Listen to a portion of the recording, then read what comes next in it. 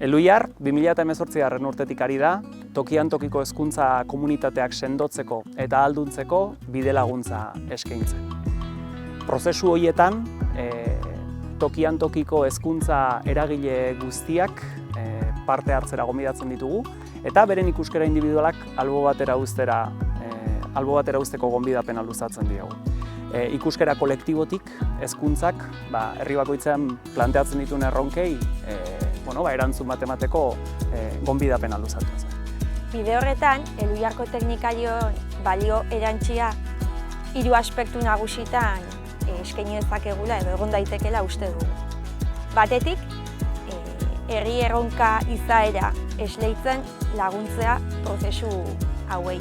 Hain justu, tokiko politiketan toki bat merezi duten toki hori izan dezaten. Bestetik, prozesu hauei izaera komunitarioa esleitzea bereziki 2 parametrotan.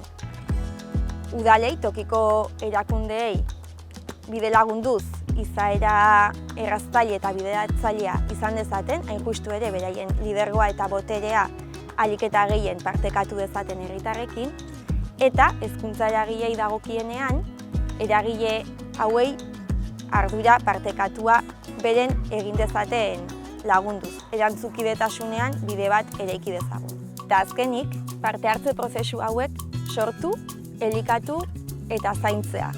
Da, izango litzake gure egitekoa, metodologia berritzaileak prozesura eramanaz eta injustu ere erraztuz kontakizun partekatua sortzeko bidea. Horrelako prozesu bat egiteko badaude oinarrizko baldintza batzuk. Batetik, herri bakoitzeko errealitatera egokitutako prozesuak izan behar dute. Bat eta bakarra. Eta hortaz, neurrira egindako prozesua behar da izan, toki bakoitzeko errealitatei eta problematikei erantzun emateko. Beste alde batetik, hezkuntza eremuko eragile guztien parte hartzea beharrezkoa da. Eremu formal eta ez formaleko eragileena. Ikuskera guztiak presente egon daitezen. Beste alde batetik, prozesuan parte hartuko duten eragile horien zaintza ezinbestekoa da prozesuan zehar, horri denbora eskaini behar zaio, eta horrez gain, prozesuan zehar pizten dien emozioei, minei ere arreta jartzea oso garrantzitsua da. Eta azkenik, bada beste elementu bat, eta da konfidentzialtasuna.